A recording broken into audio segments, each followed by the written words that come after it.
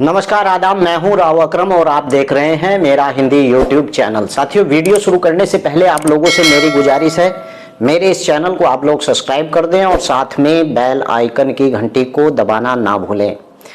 क्योंकि मैं आज जिस वीडियो के टॉपिक के ऊपर बात करूंगा वह बहुत ही ज्ञानवर्धक वीडियो है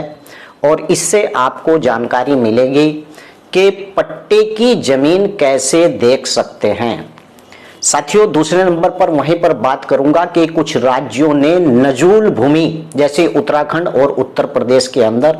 जो लोग नजूल भूमि के ऊपर बसे हुए हैं उन्हें मालिकाना हक देने के लिए तैयारी कर ली है और कुछ राज्यों ने तो उन पर मालिकाना हक दे भी दिया है। और बात करेंगे कि नजूल भूमि आखिर कैसी भूमि होती है। बहुत से लोगों के मुझे कमेंट बॉक्स में सवाल आते हैं कि अकरम भाई, नजूल भूमि कैसी भूमि होती है, क्योंकि नजूल शब्द एक उर्दू का शब्द है और ऐसे राजस्व के ऐसे बहुत से शब्द हैं जिनके बारे में मैं 10-20 के बारे में आपको बताऊंगा भी कि अगर वहां पर यह शब्द लिखा हुआ है उर्दू में तो उसका क्या मतलब होता है। और वहीं पर मैं तीसरे नंबर पर बात करूंगा कि जमीन खरीदने से पहले आप क्या करें। इनके ऊपर ही आज मैं विशेष रूप से चर्चा करूंगा और आपको जानकारी दूंगा कि नजूल भूमि और पट्टा कैसे देख सकते हैं और जमीन खरीदने से पहले आप क्या करें। तो चलिए वीडियो शुरू करते हैं, लेकिन उससे पहले आपसे मेरी गुजारिश है कि अगर इस वीडियो की बात आपको समझ ना आए तो डिस्क्रिप्शन में मेरा मोबाइल नंबर है,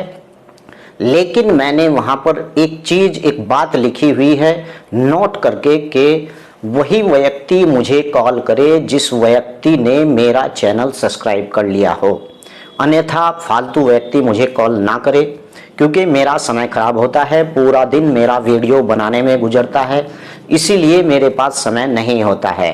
तो चलिए वीडियो शुरू करते हैं और जानकारी लेते हैं कि किस प्रकार से नजूल भूमि क्या होती है। तो चलिए मैं वीडियो शुरू करता हूं। साथियों, पहला सवाल कि पट्टे की जमीन को कैसे देखें। मान लीजिए कि आप किसी प्रॉपर्टी की खरीदने के फिराक में हैं, तो आपको सबसे पहले क्या करना चाहिए। आप जिस प्रॉपर्टी को खरीद रहे हैं सबसे पहले उसे देखना चाहिए कि यह भूमि कहीं सरकारी भूमि तो नहीं है, या फिर यह भूमि किसी को पट्टे के रूप में पहले तो नहीं मिली है। क्योंकि पिछली वीडियो में अगर आप देखेंगे तो मैंने ऐसी वीडियो बहुत सी बना रखी हैं जो पट्टे के ऊपर वीडियो हैं, जिन भूमियों के ऊपर उन स्वामियों को मालिकाना हक नहीं मिला हुआ है और वह भूमि बेच देते हैं, या मिला भी हुआ है तो वह भूमि बेच देते हैं, लेकिन जब वह ले जाती है भूमि तो उसकी रजिस्ट्री होने के बाद अगर कोई उसकी शिकायत कर देता है तो वह भूमि राज्य सरकार को वापस हो जाती है। जी हाँ, सबसे पहले यही चीज देखना चाहिए कि पट्टे की जमीन कैसे देखें और किस प्रकार से इसका पता लगाएं कि यह भूमि पट्टे की है। नंबर 1, अगर आपको किसी प्रॉपर्टी को खरीदना है और वह व्यक्ति आपके जानकार नहीं है और वह व्यक्ति से आपसे कोई परिचित नहीं है और आप उसकी भूमि लेना चाहते हैं, तो वहां के हल्का के पटवारी से जरूर संपर्क करें। वैसे तो YouTube चैनल के ऊपर बहुत से ऐसे यूट्यूबर हैं जो मुजबानी ही ऐसी बातें बता देते हैं कि फला चीज देखिए, लेकिन सबसे पहला अहम रोल यही होगा कि अगर आप कोई भी भूमि खरीद रहे हैं तो सबसे पहले वहां के लेखपाल से मिलिए, उस हल्के के, और उससे जाकर बताइए कि फला खसरा नंबर की मैं भूमि लेना चाहता हूं, कृपया कर मुझे यह बताएं कि यह भूमि पट्टे की भूमि तो नहीं है। क्योंकि जितनी भी भूमियों का रिकॉर्ड होता है वह सब का सब लेखपाल के पास होता है और आप इधर उधर घूमने की बजाय सबसे पहले आप पटवारी से उस हल्के के मिलिए, वह आपको नक्शा दिखाएगा और यथा स्थिति के रिकॉर्ड में उस भूमि का जो भी नाम दर्ज है वह सब खोलकर आपको बता देगा। अगर भैया पट्टे की जमीन है तो बिल्कुल पास मत जाना, क्योंकि ऐसी भूमि के कई मामले ऐसे हैं जो भूमि लेने के बाद भी राज्य सरकार को वापस हो गई या फिर ग्राम पंचायत को वह भूमि वापस हो जाती है। नंबर 2 बात, उसके बाद अगर आपको अलके का पटवारी नहीं मिल रहा है तो आप रजिस्ट्रार ऑफिस में जाइए, वहां उस खसरा नंबर से 12 साल या 30 साल का रिकॉर्ड चेक कराइए कि यह भूमि कितने लोगों को कितनी बार बिक चुकी है। और तीसरे नंबर की बात जो मैं आपको बताना चाहता हूं कि तीसरे नंबर पर जिले के ऊपर एक रिकॉर्ड होता है, यानी डॉक्यूमेंट्स रिकॉर्ड विभाग। आप वहां जाइए और उसका 50 साल रिकॉर्ड निकाल कर चेक कीजिए कि कहीं वह भूमि किसी एससी या फिर किसी व्यक्ति को यह भूमि पट्टे पर तो नहीं दे रखी है। यानी कि उस भूमि का आपको वहां से यह पता चल जाएगा कि 50 साल पहले यह भूमि किस श्रेणी किस वर्ग की भूमि थी। तो इस बात की जानकारी आपको वहां से मिल जाएगी। चौथे नंबर की बात यह है कि उस भूमि को आप समय जाकर देखें कि यथा स्थिति में उस भूमि के ऊपर किस व्यक्ति का कब्जा है। इन बातों को देखते हुए आप उस भूमि के बारे में बात करें। जब आपको यह अनुमान हो जाए कि यह भूमि पट्टे की भूमि नहीं है, यह भूमि रजिस्ट्री की भूमि है, तो आप बेफिक्र होकर उस भूमि की आप रजिस्ट्री कर सकते हैं। तो चलिए अब बात करते हैं नजूल भूमि क्या होती है। साथियों, नजूल भूमि यानी कि यह आजादी के बाद यहां पाकिस्तान व बांग्लादेश से आए विस्थापितों को नजूल भूमि पर बसाया गया था। और नजूल भूमि वह है जो न तो सरकार की और न ही राज्य के गांव की, इसलिए नजूल भूमि पर बसे लोगों को मालिकाना हक नहीं मिला। जब नजूल नीति का अध्यादेश जारी हो जाएगा तो उसके बाद मालिकाना हक दिलाने की प्रक्रिया शुरू होगी। यानी कि नजूल भूमि वह है जब दोनों देशों का डिवाइडेशन हुआ, यानी कि पाकिस्तान, भारत और बांग्लादेश, तो जो लोग यहाँ पर थे और वह लोग यहाँ से कूच कर गए। जैसे अंग्रेजी हुकूमत थी, अंग्रेजों के पास बहुत सी भूमि थी, और जो लोग यहाँ से दूसरे मुल्क चले गए उनकी भूमि जो बची हुई भूमि थी जिसका मालिक केवल राज्य सरकार और सरकार हुआ करती थी, उस भूमि को नजूल भूमि कहा जाता है। और साथियों, आपको एक बात और बताऊं कि बिना पट्टे के मकान बनाकर रहने वाले उन लोगों को बड़ी ही राहत है।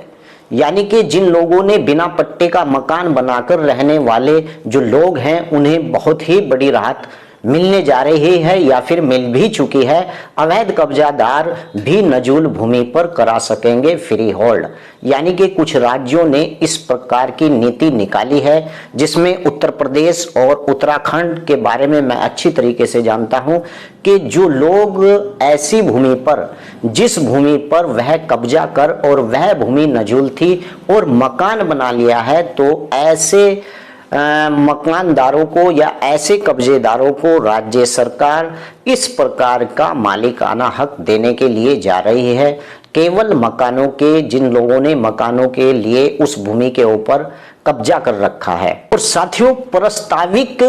नीति के मुताबिक यानी केवल आवासीय जमीनों को फ्री होल्ड किया जाएगा और व्यवसायिक या अन्य भू प्रयोग वाली जमीनें फ्री होल्ड नहीं किया जाएगा। और आपको बता दूं कि आवास विभाग का मानना है कि आवासीय जमीनों की फ्री होल्ड करने से राज्य सरकार को जहां अरबों रुपए का राजस्व मिलेगा, वहीं अवैध कब्जेदारों को राहत भी मिलेगी। और साथियों, अवैध कब्जेदारों को जो तत्समय के लिए रिहाई सुविधा दी जाएगी, इसका फायदा बिल्डरों को या ना पहुंचकर और ना दलालों को पहुंचकर, और सीधा फायदा वही व्यक्ति उठाएंगे जो व्यक्तियों ने नजूल भूमि के ऊपर कब्जा जमाया हुआ है। अब इस पर बात करते हैं कि अगर आपका वहां पर कब्जा है नजूल भूमि के ऊपर, तो उसके लिए सरकार ने कुछ ऐसे पुख्ता प्रमाण माने हैं कि क्या वास्तव में जिस व्यक्ति का वहां पर मकान है वह भूमि उसके कब्जे में है। अब यहाँ पर एक सवाल उठता है कि सरकार वहां पर क्या प्रमाण मांगेगी उन कब्जेदारों से। तो यह भी मैं आपको साथ साथ बताते हुए चलता हूं कि सरकार उन भूमि के ऊपर जिन लोगों ने कब्जा कर रखा है नजूल भूमि के ऊपर, उनसे यह प्रमाण मांगेगी और उन्हें देना भी होगा प्रमाण, पुख्ता प्रमाण, यानी कि अवैध कब्जेदारों को संबंधित जो जमीन रहने संबंधित प्रमाण पत्र देना होगा। यानी मसलन बिजली का बिल, पानी का कनेक्शन बिल या फिर अन्य ऐसा कोई प्रमाण पत्र जिससे वह साबित हो सके कि वही सालों से वहां मकान बनाकर रहते चला आ रहा है और किसी दूसरे के नाम पर पट्टा है और कोई उस पर